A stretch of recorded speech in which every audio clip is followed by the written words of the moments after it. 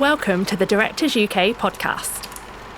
We're the professional association for UK film and TV directors. No matter the format, no matter the genre, our featured directors share their approach to the craft.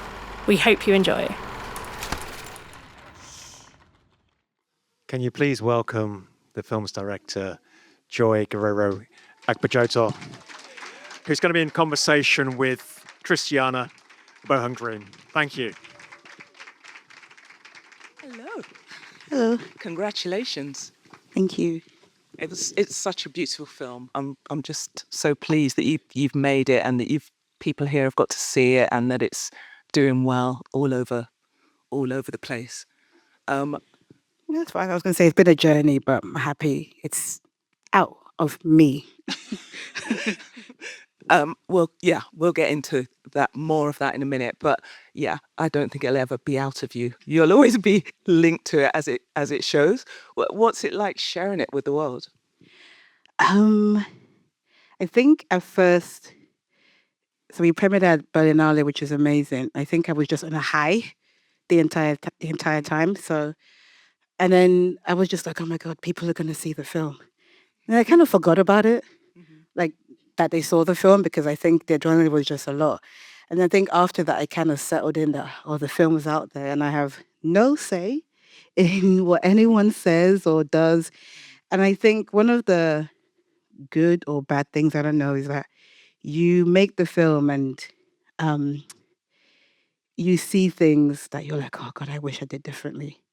And then, but you also have to come to terms with the fact that nobody knows that except you.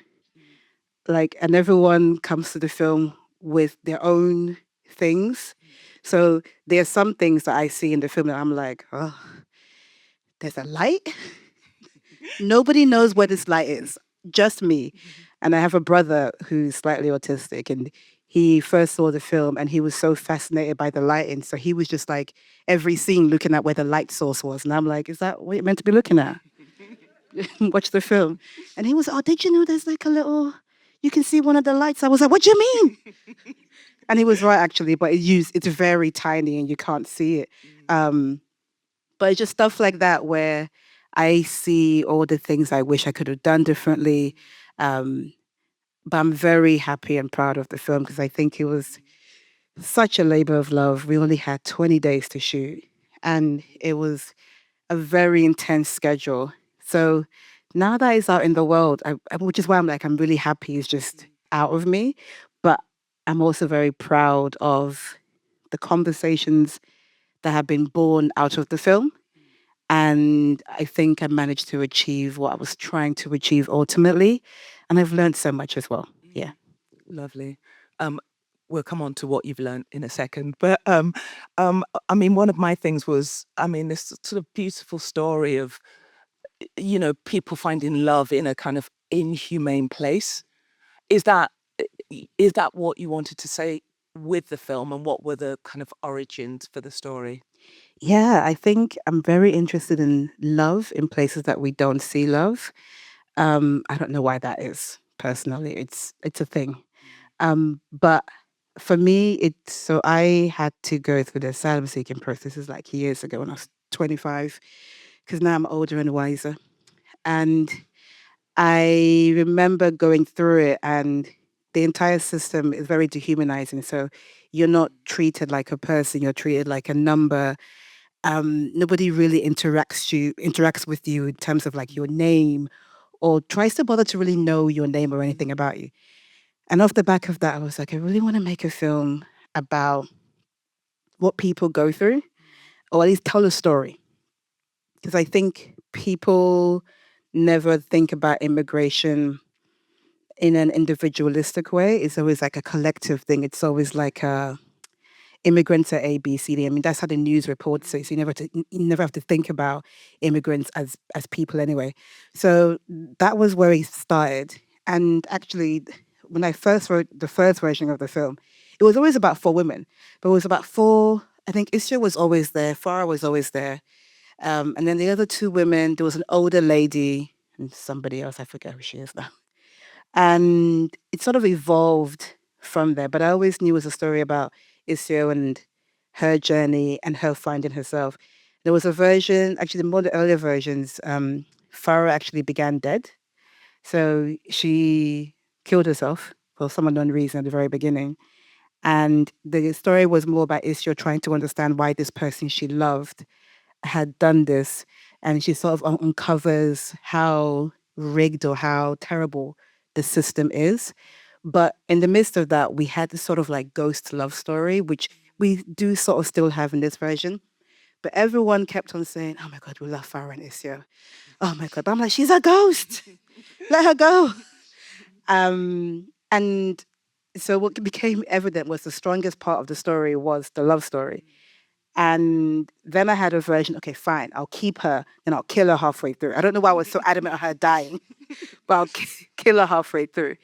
But that didn't work as well because everyone is like, oh, we really love Farah, we really love the love story. And so kind of came to the point where it made sense to just deport her because actually I think that's a harder pill for Isio to swallow. That kind of, this person is gone, they're somewhere in the world, I don't know where they are. Because I think where we are, even politically, a lot of that is happening to a lot of families anyway. So in the process of trying to get to where I am in the story, I went through a lot of therapy because also what I realized was because I identified so much with Isio's character, I I was creating a character that wasn't flawed, and I was creating a main character that I felt the need to protect. And I think it was during the pandemic where, what else do you do but get therapy because we're all at home. So I had very intense therapy. And I remember my therapist asked me to like draw a picture of immigration. And I drew like this monster because I didn't realize I created this monster in my head and this thing I was so scared of. And in the midst of doing all this work, I was like, oh no, it's okay for Isio to not always be nice. It's okay for her to be a bit petulant, to be a bit unsure, indecisive, all these different things. Uh, and that's fine because actually her journey is one for her to find her voice, which is what I feel like. I mean, I'm still in therapy, but during that point, I was like, okay, I kind of have a clearer sense of who I am, or at least who I want to be. It's a long-winded answer to your question. No, it's fine. Yeah. It's fine. No, it's really interesting. But yeah, so I did a lot of that. And I think the more I did that, the more I sort of felt like, for me, what in my journey, one of the things that was helpful was I had friends. And the night before I went to go do my asylum seeking, like application, I had, me and my friends had a party. And the party was in case I didn't come back, which is, but I also feel like it's weird with life how you throw a party when a person dies, you throw a party when people get married. We just throw parties. And so it was just a party in case I don't return, we have a good memory. And that kind of like joy in that moment was something I really wanted to like emulate throughout the film in different ways. Because I think community is important. So anyway, long story short, but in the edit, we found a lot of the love story. Because again, with 20 days to film, there were things that I didn't always manage to get, but I had like some great editors, and I think we found a lot more love than I realized that we actually had, that we shot. And actually, you learn to repurpose things to create what you need. But when we did the first assembly, you sort of go, ah, yeah, it's a love story. Because it suddenly shows itself, it presents itself. Even though I knew it was there, but suddenly seeing it after you shot it, you're like, okay, this is what you need to be. But yeah. It's so hard to hear that because watching it, it's so obviously is a love story, but it works really well against that environment and that you're exploring immigration and that space. And you do it in a way that you make it palatable but heartbreaking because, this is what people are going through every day. Yeah, I mean, I think we made some decisions that helped with that. Like, for instance, when I met with like Anna, my DOP, and Ginny, who I've known for years, production designer, the one thing I told everyone, including question designer Cynthia, was it's a love story. We're making a love story. So let's figure out how we're going to make a love story. Like, I know it's set where it's set, but where can we put color so that it pops then? Remember we spoke like was something with Cynthia about like the clothes they wear, like it's all charity stuff. You know, nobody's there wearing Balenciaga, like you know what I mean? And if they are, it's from the charity shop. You know, so it's really about how can we um, create a palette, because I was also talking about, you know, being immigrants, we're very colorful people just with our clothes back at home here, whether you're poor or rich, you're colorful, right? And I think sometimes my frustration is that you watch films about immigration and everyone is just like black clothes, brown clothes, like just very like dull clothes which speak to like, oh, poor you. And I was like, well, is that realistic? Like, you know, if all you have in this place is your ability to pick your clothes, then don't you want to pick stuff that make you feel happy maybe? So we spoke about that. And then with the color scheme, we the actually the irony about a lot of these places is that whether it's a hotel they're using, but they also use old schools, they use old people's homes and just turn it into asylum centers, or as they call it, removal centers now. And so you do have like a random lavender wall because they try to make you feel homely. So you're not in a prison. And they have these art rooms that are just like ridiculously colorful, again, to make you feel like there's something for you to do. And so I was like, how can we get all these things in? And I think doing that plus talking to Anna about shooting it as a love story. So like the Isio's room would grow warmer as their love grew, so to speak. And the warmest it was always going to be was the dream house because that for me was the height of their love, but also, you know, in a roundabout way, the height of their illusion. Because I think in that space, it's not real because anything can happen at any point in time. So we always spoke about getting really, really warm and then Farah goes and then we just have like a very medium temperature because suddenly Isio suddenly sees the place for what it is. But it's different to when she first came in because when she first came in, it's a bit colder. But now she's reached a place of understanding, I guess, mentally that she can see it. And also the sound sort of becomes level again. But these are things that I think allow it to feel like it's a love story. Um, and the intention was there in the beginning. But I think it's only when you get to the end and you see it, you're like, oh, of course, that's what I was doing. And it's something my editor said to me. She was like, you know, sometimes you have to get to the end to know the beginning, which is such a frustrating thing for anyone who writes scripts to be told, I've got to write it all and then I know what it is. I've already written it, you know? But it is true. Sometimes you get to the end and you're like, oh, actually, that is what I was trying to achieve, but maybe I've done it the wrong way. And I go back to the beginning and I change it to get the ending that I already have. So, Yeah. yeah. And how was it with the notes at the script stage and people saying, "Oh, we like this character. Don't kill her. Don't do this." I was thinking that maybe does Isio deserve some to get away at the end? Yeah. So how, There how was were a you about version. the compromises? Oh, go on. There was a version. There was a version she Yeah. got away, and I was like, "This is not right. She needs to suffer some more." She suffered. Well, sometimes to suffer is to find great joy. But no, notes are hard to receive. But so when I went to uni, there was a lecturer. Her name was Barbara somebody. Don't quote me on her name.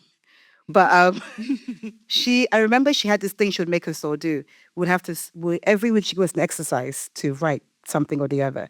And we have to come in the following week and you weren't allowed to say anything. Everyone would have read your portion, 10 pages, and it would give you notes and you couldn't respond because her thing was that if it's not on the page, it's not on the page.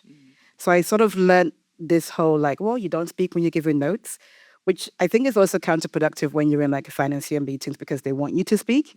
But I've also learned that I'm somebody who it takes me like a day to process your notes before I can speak. So I think notes are frustrating, especially when you're like, but it's so obvious, why don't you get it?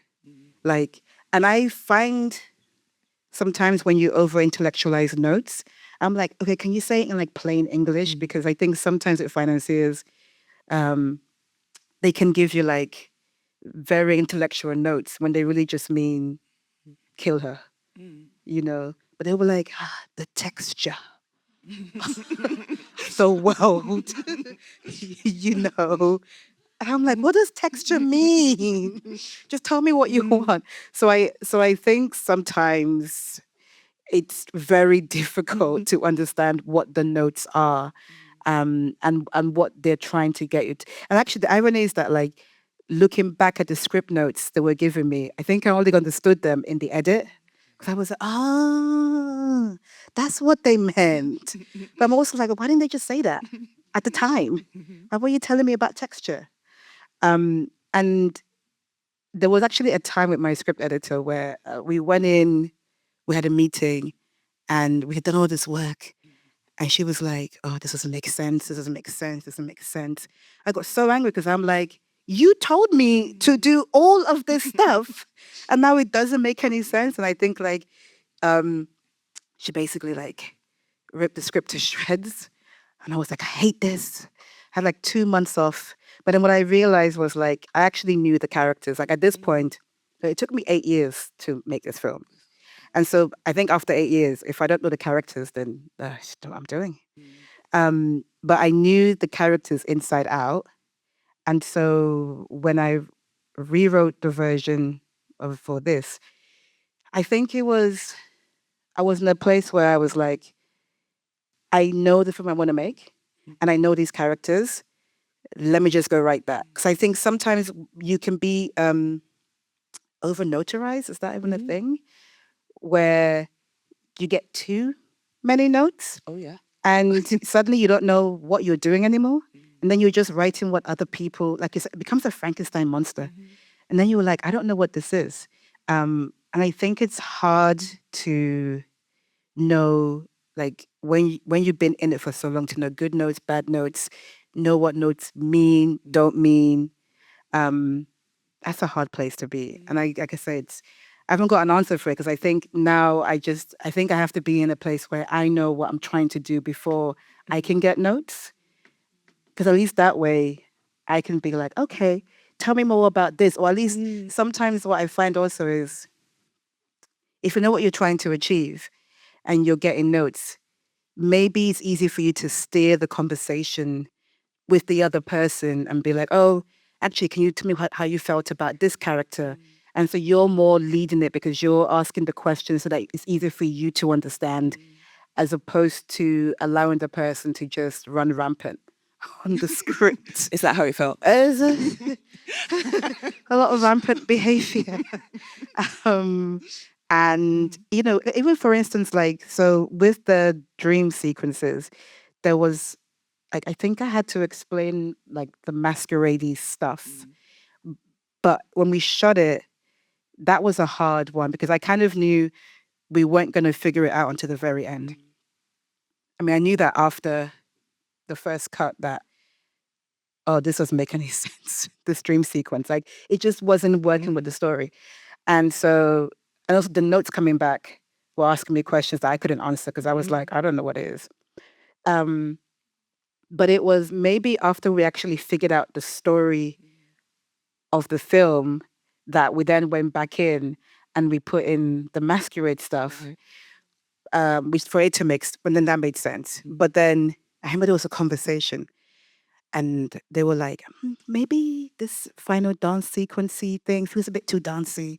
Should put it in the credits. And I was like, no, that was the one thing I actually fought for in the film because for me it meant something, and I think audiences take what they want from it. I mean, like for me with that sequence, I was always like, people are gonna take what they're gonna take. I have my version, but it is what it is. But I think I could only do that because I understood what it was, even though I knew my intention.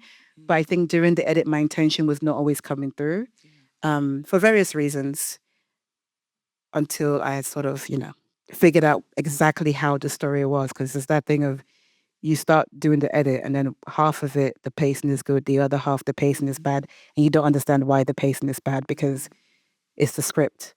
But anyway, that's me. So, I mean, I've watched your short and I know that there are Oh, which one? Sorry, for love. And I know that there was very similar themes. There was the love story, and it was sort of around immigration, but sort of not in the center. Is that because that's your kind of burning theme, or was that kind of proof of concept for this? Or Yeah, it how was a did little that bit work? proof. So I did a proof of concept with the BFI before that to kind of show like I can direct. Yeah. And then BBC were like, yeah, we can, we can come on board your feature film, but you need to do another film to show that, well, you can do something different. Not different, but like, I guess, you can, I think it was like, they wanted me to, I'm paraphrasing. It was meant to be like a little bit bigger budget, but also like working with more actors in the space. And so I did For Love as a way to do something that lived in the same world to show the intention of what I was trying to get to, but also wanted to work with similar HODs. And it was me and Emily Morgan's, my producer, first time working together. So it was also for me and her to figure out, can we work together? Because I'm also a producer, she's a producer. I hadn't done it in this way before. And I mean, Emily's great because I think there was one day after rehearsal, I was like, I wonder what production is doing. I'm being honest. I went down, I was just like, and I sat there and I was like, oh, how are you guys? What's going on? And Emily just looked at me and go like, oh, you done with rehearsal? I was like, yeah, I'm done. She's like, okay. Do you want to go home? Would you like literally was like, I'm telling you nothing about production. We can sit here and talk about the creative, but I would tell you nothing. I actually kind of appreciate that from her. And I was like, okay, boundaries, fine. I'll go I'll go back upstairs. But no, so it was a mixture of all those things to see what I could do. And that was how that sort of came about. It was, I guess a second proof of concept to show that I can direct. Yeah, which is fun. And also, I guess everyone that was in that film was also in this film in some shape or form. Um, and it was also just me trying out ideas because I think as a director, I actually did theater way back in the day. So like I've done a lot of film stuff. So it's also just me playing with ideas like visually and also like poetry and dance and just things that I thought that I guess trying to find myself as a director in the short film. And some stuff made its way in here, some stuff might not follow me again, but I think it's just trying to figure out my voice. Yeah. Okay. Yeah. I was going to ask what your influences were for the film outside of your personal story, your film references. I mean, I'm gonna sound like a cliche. Go on. Okay. Go on. Wonka Wine, The Mood for Love. But just more so the color. There's a film called Joy that is actually an Austrian film about Nigerian sex workers. And it's an influence because I think it's one of the few films where I've seen Nigerians in it and they just sort of like allowed to be themselves. And it's a very sad story, but I kind of really enjoyed the scene. There was a few scenes where you could tell the director was just like, you guys do your thing. And it really came across. And also I think for production design, we also had some references from there as well. So I think those two films were like quite big influences in terms of just definitely for production design and maybe how we approached it visually. And ironically enough, K-drama. They shoot K-drama really well. Depends on what you're watching. But it was just more so the use of space. There's some that I think aesthetically use space quite interestingly. So that there was also that. But like with In the Mood for Love, I think I was looking at it more so about shooting in smaller spaces because we're in the bedroom like majority of the film. And I think at one point me and Anna were like, how else can we shoot this bedroom? Because we've been in every angle possible. And for me, the challenge was like, how can we make this bedroom not be like, oh my God, we're back here again. Because we're in there so often. Also, like also the hallways or the outside, like I was very interested in how can we come in and out of spaces.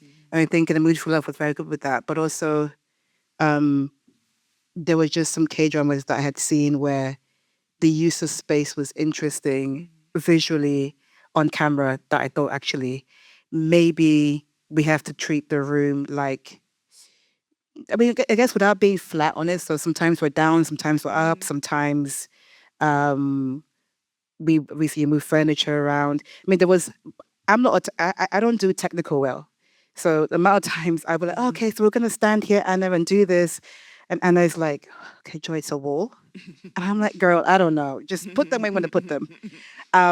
So we would move things around. Because I would just do the blocking and be like, I know what I want, how I want it to feel. I know, like, sometimes I have like an idea of how I want to shoot it. But we were always going with like feeling and what we want to come across. So I think all of that stuff obviously fed into it. But we were very much inspired by, I guess, a lot of the lighting, which I think again like comes from the Mood for Love. Yeah. Yeah. Great. I mean, I think you've touched on it before. What kind of support did you get from BBC Films and BFI? Do you mean money? Yeah. That's open support. So the BFI, we developed it with them.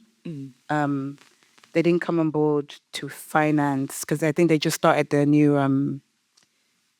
what's it called? Their new sort of scheme of how they pick films. And BBC, I think they were just really good. I mean, they were really supportive, really helpful. And I think they're really the reason the film happened ultimately. And I think they were behind the vision. And I think like, yeah, they were very, I'm trying to find the words, like present. By present, I just mean allowing us the space to do what we could do with the film and be very trusting. And they were there all the way through to the end. I mean, like Claudia has been at every party we've had. She was our exec on the film. She was great. She came to Berlin as well. It was really nice.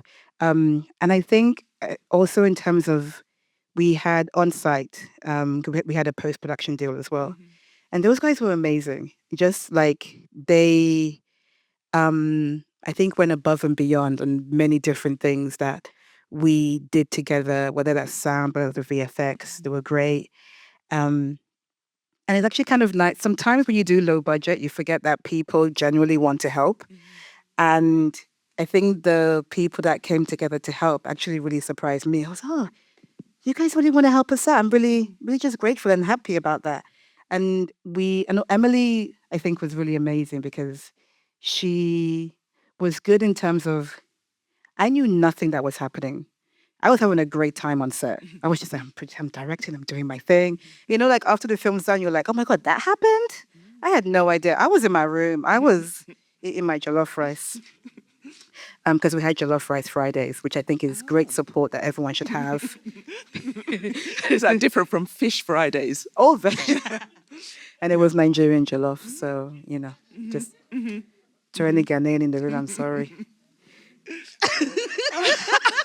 Listen, stop now. Stop. Can you talk a bit about the casting process? I mean, I think Ronke was amazing. Yeah. As Isio, and I know you'd used Anna before in Short. I actually used Ronke in the proof of concept, but I saw her years ago in a play called The House That Will Not Stand. I thought she was amazing then. And I used her in the short proof of concept. So I kind of knew she was going to be the lead. And did the short together. But I think they're just two very different people as actors as well. And is a bit more cerebral. Ronke is a bit more methody. So she really gets into the character in a way that she just throws all of her emotion in. And it's one of those things that it's an amazing thing to watch because we shot the scene where she's talking to the camera and saying what her story is. We shot that first day, first thing, to just get it out the way. Because she was like, yes, do it, get it out the way.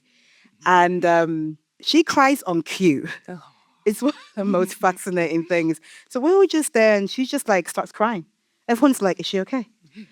And but also we created a set where it's all about people feeling safe. So she was like, I can only do this 3 times and then I need to stop. So we did 3 takes and that was it. Because she was like, I can't do anymore. Because she's quite methody. So a few times, whenever she had to go to places, we'll leave her alone and she'll come out and do her thing. But what we had, even though we shot for 4 weeks, what was great was I asked for like 2 weeks rehearsal. And magically, they got this for me. So we had like, I think I had like in total 5 days or 6 days with Ronke and like 3 or 4 days with both of them. So we had like rehearsal time where actually all 4 cast members, we just went through the story. We spoke like for 2 days. We talked about character. We asked a whole heap of questions. And then with Ronke and we talked about things that were not even in the script, like just to build their relationship. And then we had a day of intimacy coordinated to just like rehearse, but also build that chemistry. We had a day with a movement coach to just go through their dancing. And I think all of this stuff helped when we got on set because it just meant that they had like reference points for their relationship. They had reference points for just to understand how they interact with each other. And also for all of them as well, just based on our rehearsal time, because we also had rehearsal time for the dancing, which was so chaotic.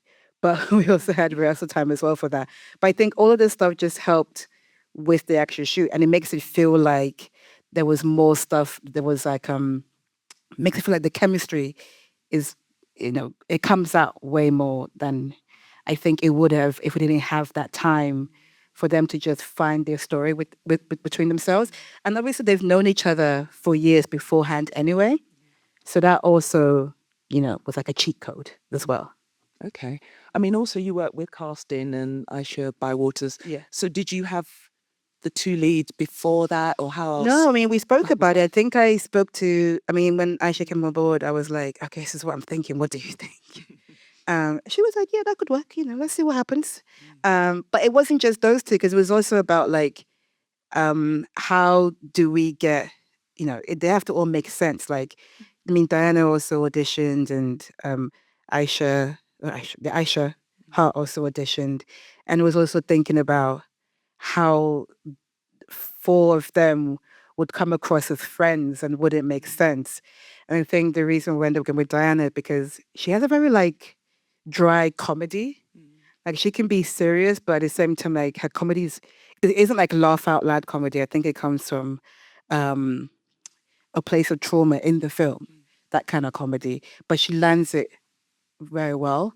And Aisha, when she auditioned, I think there was a sense of warmth, motherly warmth in her audition that we were sort of thinking, okay, would these 4 people work? And it kind of did because we're very clear that trying to find 4 different people that felt like individuals and you could be like, oh, this person is that person is this.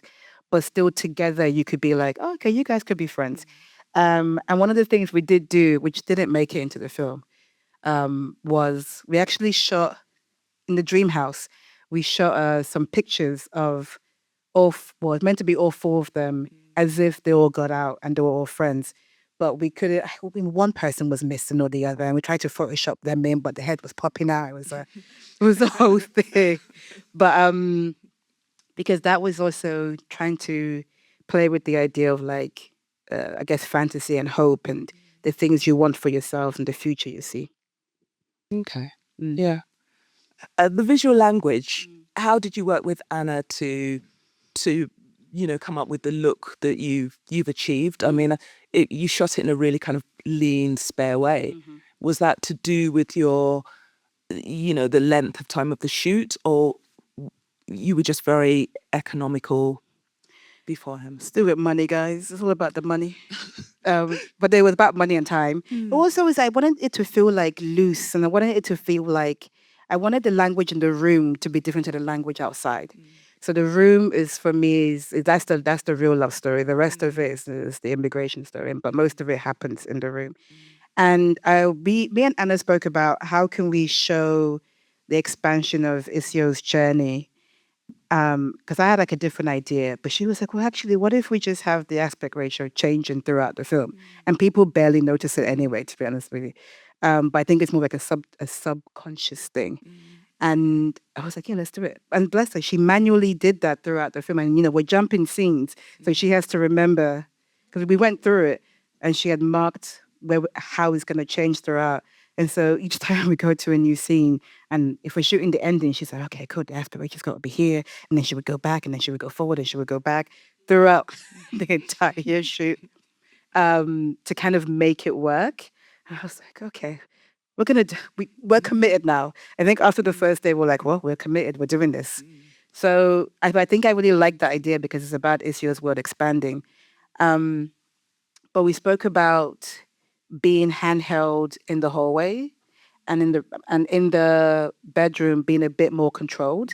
I mean, there are a few times where we are handheld, but we had an easy rig that we kind of got rid of day 2 because she was like, this isn't working. Like, it didn't feel like fluid enough for her in terms of just what we're trying to achieve. She just got rid of it, and then she just held it throughout. And then because we had the bedroom, we had the kitchen, common room. Those spaces were a bit more controlled, a bit more like we laid on the tracks. But like in the bedroom was very like sometimes still, sometimes camera up on top. But it was the language we were going for was trying to keep it close, contained, but also trying to keep it nimble for them at least, and for us as well, because I think ultimately, you know, this is an intimate love story. It doesn't need to feel like some big dramatic love story. And also, it's also a little bit melodramatic as well.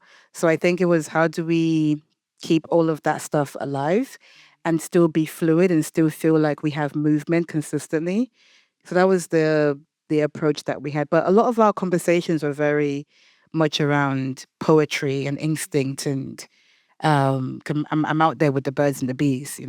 So like I say, I'm not great with technical stuff. So we always talk about what feeling do we want from this? Because Anna will be like, what lens do you want? And I'm like, I don't know what makes it look good. Like I legit have no idea. And I've learned to be okay with that. Maybe partly because of my producer brain. Equally as a producer, I actually don't know anything unless it's cheap. And I'm like, let's keep it. We can afford it. Yeah. So as a director, I think it also works as a director because you learn to trust people around you.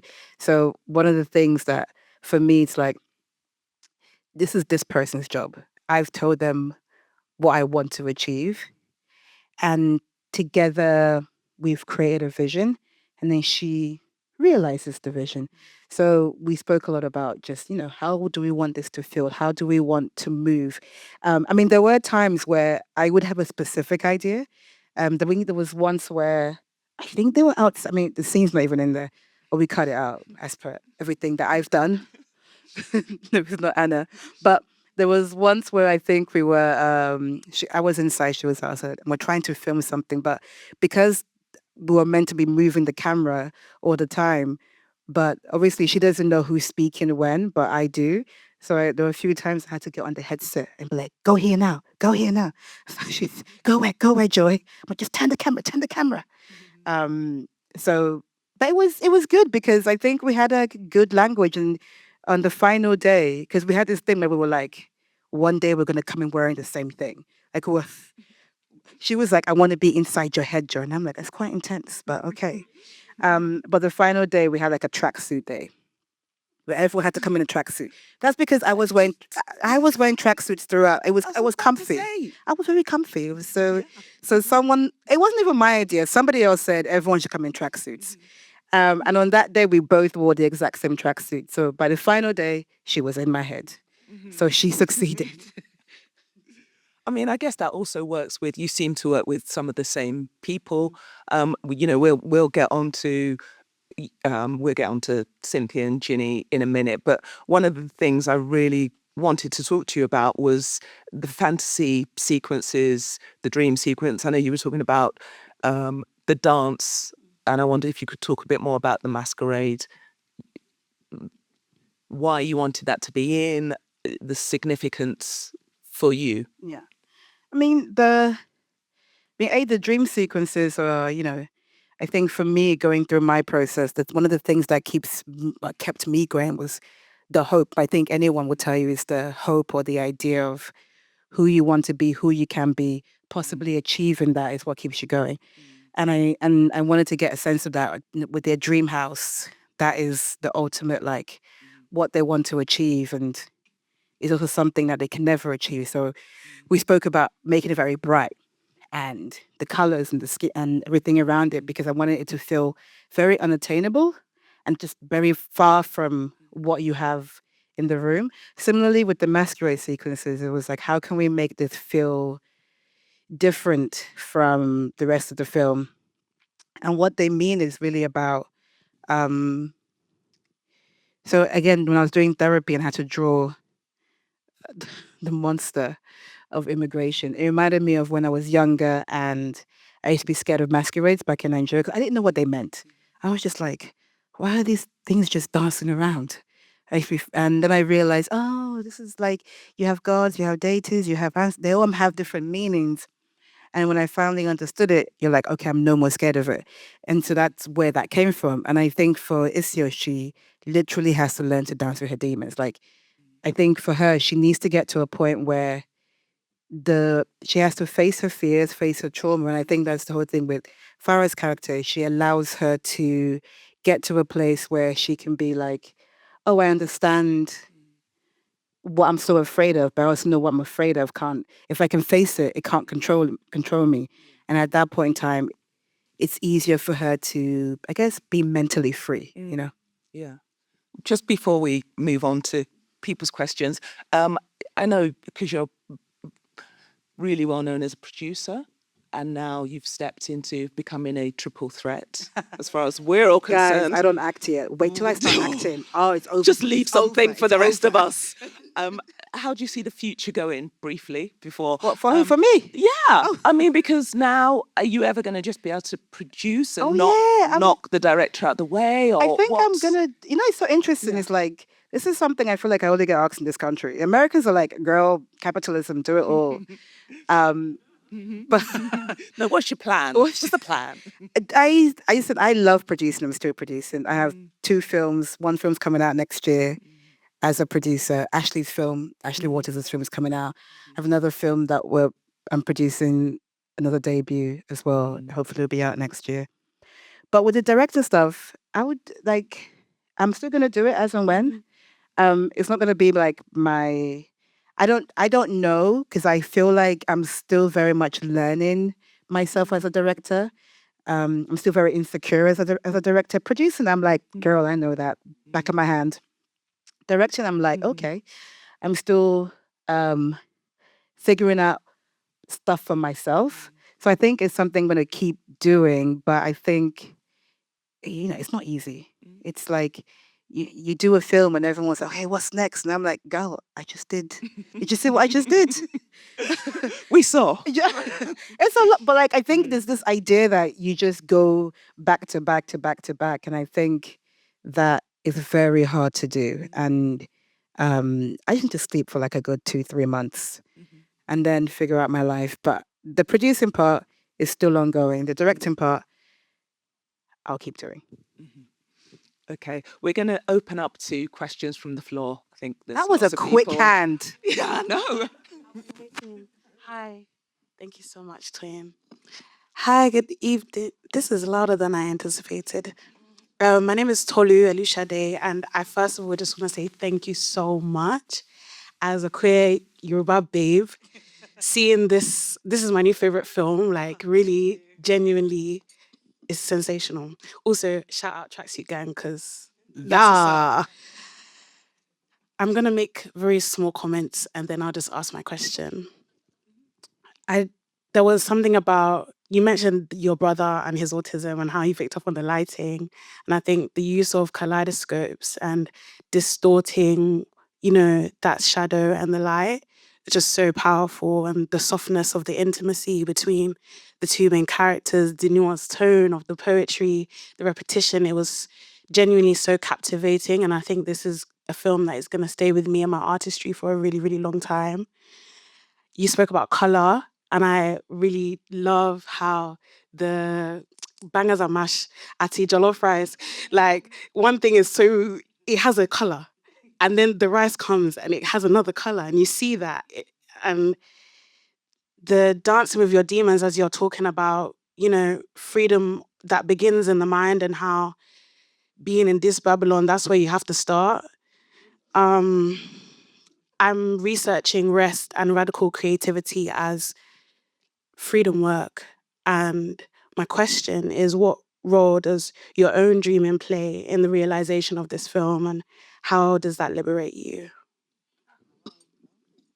My own dream. Do you know what? This film,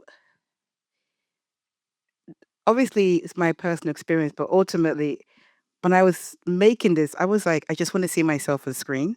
Like when I first got into making films, period, I was like, I just want to see myself on screen because I was trying, I came out, I was like, oh my God, I'm gay. And I was like, okay, but where the gays at? Where the black gays at? I did, but at the time, I was like, I couldn't find, all I could find were like American stuff. And I really was like, I really want to see a version of me on screen. That was how I even got into all of it. So in terms of making this film, it was, and it still is something that's important to me. Of I wanted to see different shades of black and queer and what it means to be a woman in general on screen. And the one of the things that I remember fighting for in the film was it's an immigration movie on some level, but during the writing, I very much was like, I don't want to talk about immigration. We only have two sections where people talk about their stories. Isio once and Farah once, and that's it. Like nobody else talks about like their trauma in that same way. I mean, Nana and Atafed talk about like, little bits, but they don't go that deep in. But that was like a very conscious decision. And I remember like in the early stages, there were conversations where like, we want to really understand what what they've been through in terms of like the immigration, like want to understand the system. And I was like, but you don't need to. Like, if they get told no, they're going home. Like, that's kind of what it is. And very early on, I remember there was a different producer I was talking to, and he was like, well, why don't you just start the story like when they're like on their way here, like when they're like on the boats or their journey or whatever it was. And I was like, bro, just go read the paper. You don't need a film to tell you that. But that was me kind of going, I really wanted to be about the women. I didn't want to center the immigration because I wanted us to feel these friends and this love story and in whatever shape or form that is. Um, and I think even in the process of making the film, there were because I knew it was a sad film. Well, in my mind, it was not a sad film, but in everybody else's mind, it was a sad film. Um, so we had a lot of talking on set about, I was like, I want us to find laughter. So we sang a lot. I mean, Anne created a Dreamers Greatest Pop playlist on set, which I think brought people together. So she's going to everyone going, what's the greatest pop song? And it's sort of like, it does something where people are like, oh, yeah, what is the? And then we start playing the songs throughout the shoot. And suddenly people are just singing and dancing for no damn reason, but just being happy. And obviously Jollof Fridays helps as well. We had coffee trucks on Friday because I wanted to feel like when you come to work on Friday, you don't feel like, oh my God, thank God it's Friday, I'm gonna go home. You feel like, oh my God, I really want to go to work. Thank God it's Friday. That was the whole idea. And then we also had like a well-being practitioner. I want people to know that they can be looked after and cared for. And I think what was great for me was at the end of the shoot, like 2 weeks after, somebody messaged me saying about how they were about to quit the industry because they felt like they had been through so much misogyny and just not being seen. But now she's going to stay because she felt like it was the first time she could be seen as a woman in her race and her sexuality. And she felt like, oh, it is possible to come to set and just be yourself. I mean, Homegirl was doing tarot card readings. One day, and I was getting my cards. I was like, sure, yeah, tell me who I'm going to be. But it was just about finding ways in which we can create art without feeling like we're trying to kill ourselves. Because we come to set to make films. We're not out here trying to do a therapy every day or trying to like sometimes I think we do our job and it's like we're fighting for our lives. Sometimes you can come to set and just laugh, eat some food, banter, go home and be like, I had a good day on set. And I think that was one of the things I really wanted to achieve. And we had during the rap party, there was someone that came, and I was like, "Are you meant to be in like Manchester or something?" Because you went for some 30th. She was like, "Yeah, I was, and I left early because I had to come for the rap party." And I was like, "You really got on a train to come back to just do two little dance?" But I think for me that also meant that we did something good and we created a space in which we can have art and everyone can see themselves and they can go home happy. So yeah. Any other questions while we're waiting? I wanted to ask about the montage as well with the jollof rice, because it felt with the women, just putting that together, it came at the right point in the film. Was it always supposed to be there, or did it It move was around? actually the thing about that scene, and it's maybe also an editor thing. We actually shot it all in slow mo, and it wasn't working. I was like, "This is meant to be a thing. Why is it not working?" And so I had two editors, and then so Victoria, when she came on board, she was like, I think it's not working because you have to speed it up a little bit and then let's go into it. So it was always where it was meant to be. But I just think the original concept I had for it just at one point they were like, do we need it? I was like, yes, we do. Yes, we do. How we make it work, we'll figure it out, but we need it. We've got a question up there. Hello, firstly, congratulations on your debut film. It's really beautiful. You mentioned that you wanted to change some stuff in the film. And as a fellow director, I know we're very hard on ourselves. So first question, what would you like to change in the movie? But then what are you proud of it? I mean, I'll go backwards. I'm really proud of, I think I've achieved the love story and I think the emotions that people go through. Um, I'm proud of that. I think, there's certain story elements that I'm like, oh, it could be tighter, it could be better. But I think the overall shape is there. The things I would change, actually, I would do more love. There were, so we had to, because we had to really create that in the edit.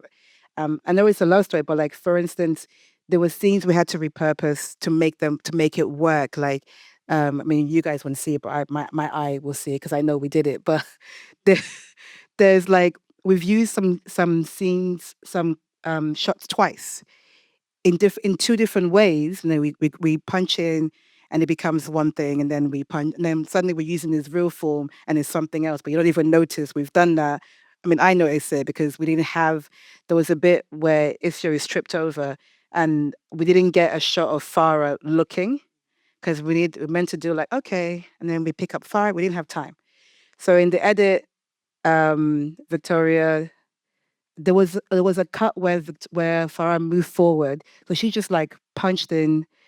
So it looks like she's standing over there, but she's not. So it works, but in my mind, I'm like, oh, I wish I would have got that shot. And there was some times where we needed some more looks between them, and we didn't have those shots. So you're sort of going, okay, how can we make this work? Where can we steal a shot from? There's so many stolen shots from before we even started taking and rolling. There's a bit where she's she sees like there's a memory of Farah in the sort of like yardy bit, and we just stole a shot from before we started rolling, where Annie's just like chilling, so it's not used in the main thing. So all of that stuff where I wish I had more time to just because when you're when you're on 20 days, it's just like story, story, story, story. And then you realize why in Hollywood it take like 3 months to shoot, because they're just like leisurely taking shots, taking looks. But I think all of those looks are so needed for the love story, and I didn't have enough looks, and I wish I had more looks to just really hype it. And there were a couple of scenes I had to get rid of, but because I wanted to also include like religion, a little bit of religion, because Farah is Muslim and Isio is Christian, and I had like, it was meant to be a scene of Farah praying in the room, a couple of scenes actually, and there were a couple of scenes of like Isio in church, but like a makeshift church that we had created. And again, I think I shot them the wrong way for them to actually, basically I did them all in slow-mo. And I really probably shouldn't have done that, because then it didn't fit in the film. But you don't know until you know. But I think that stuff was meant to help give it breath and space. And also there was the first one where she was sort of like still sad, and she went to church as a way of like just trying to find herself, because she didn't know her place in the building. And then the second time we see her in there, she's actually just more so thinking about the plan. And also there was like stuff around her picking up. There were so many things I could go on, but but all that stuff is like, it equates to time. And when you don't have time, you're just thinking, what are the bare bones story I need to make this work? Yeah. Yeah. Well, you've done a fantastic job, because thank we've you. all seen it and we've loved it. So thank you very much Thank you, for guys. being so open with us. This podcast was recorded at a Directors UK member event. You can hear plenty more directors in conversation by subscribing on the usual streaming platforms. Follow us on social media and find out more about us at directors.uk.com.